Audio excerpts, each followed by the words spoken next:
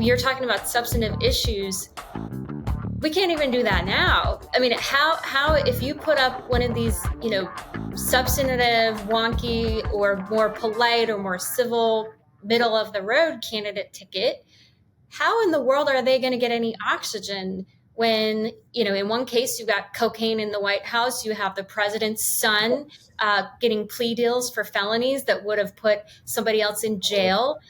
You have it's a circus on the left. You have Congresswoman claiming that Israel's a racist state. I mean, you have extreme voices and a circus on the left, and then you have on the right, you have this, continued indictment situation that's sucking oxygen out of the newsroom, which seems no sort of shortage of where that's going to continue going between now and the next 16 months.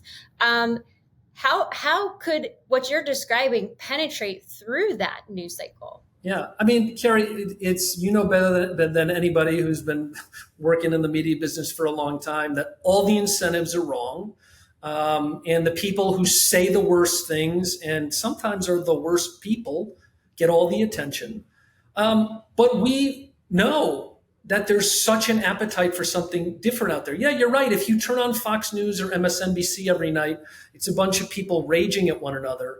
But like 1% of Americans on Fox's top-rated show are watching that.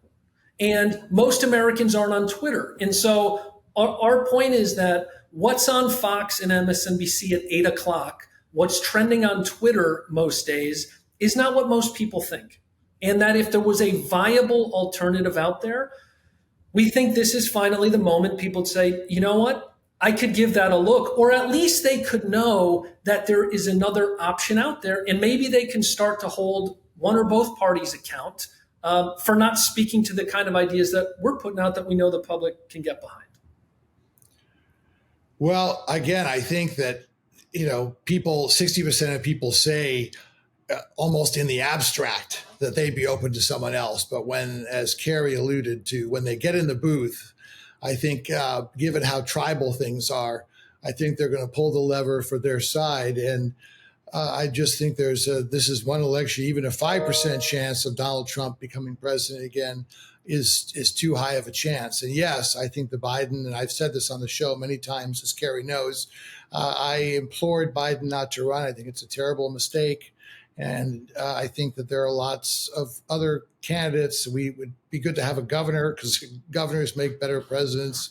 But again, this is not the way to go about it. And I really think, again, there's so much. It's going to be 100,000 votes probably in 5 states that are going to decide the election.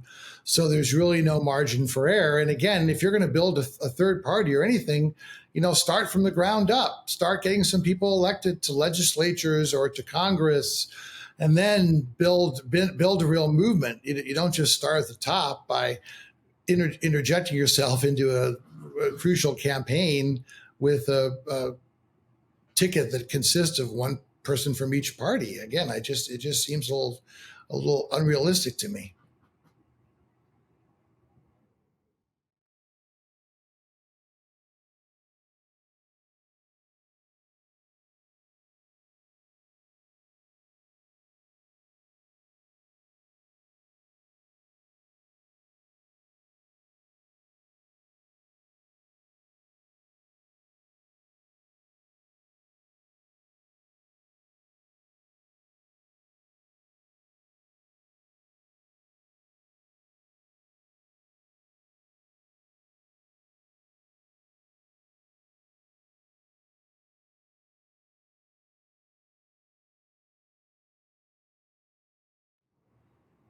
Well, real quick, let me just drill down on a policy. You've talked about immigration.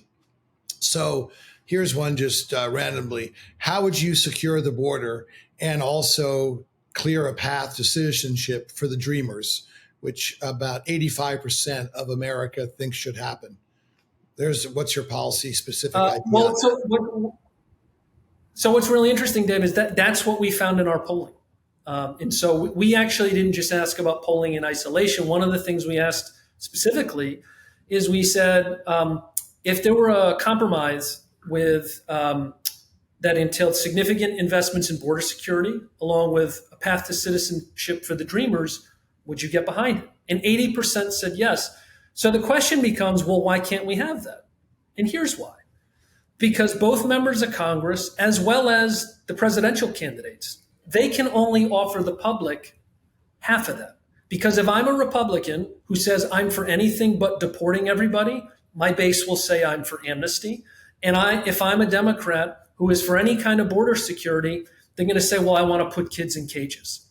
And that's how we end up solving nothing, because that's how we talk about every issue. One of the virtues of this effort we're putting forth is we don't have to care about what the 10% of the fringe on each side thinks, because we're just going straight to the people and asking them what they think about the key issues. Well, I think we got to wrap because we've taken a lot of Ryan's time. I think he's got another meeting right now. But I'd love to have you come back, Ryan. I guess my question is, will you come back?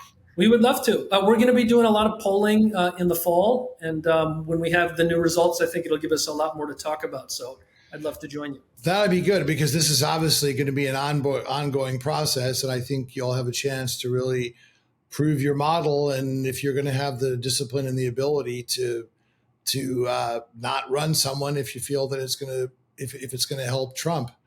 But unfortunately, that's all the time we have for today. I could sit here and talk about this for hours. It's such an important and fascinating topic. But Ryan, thank you so much for coming on the show. We will definitely have you back. And we really appreciate your time. And again, I think a lot of the work that you folks are doing is good. And that's why I've been a supporter. I think we just disagree on this particular one. But I certainly wish you folks well in your other endeavors. And thanks again. Well, thank you so much for having me. Well, that's a wrap for today. Thanks so much for joining us on Practically Political, and we'll see you again next time.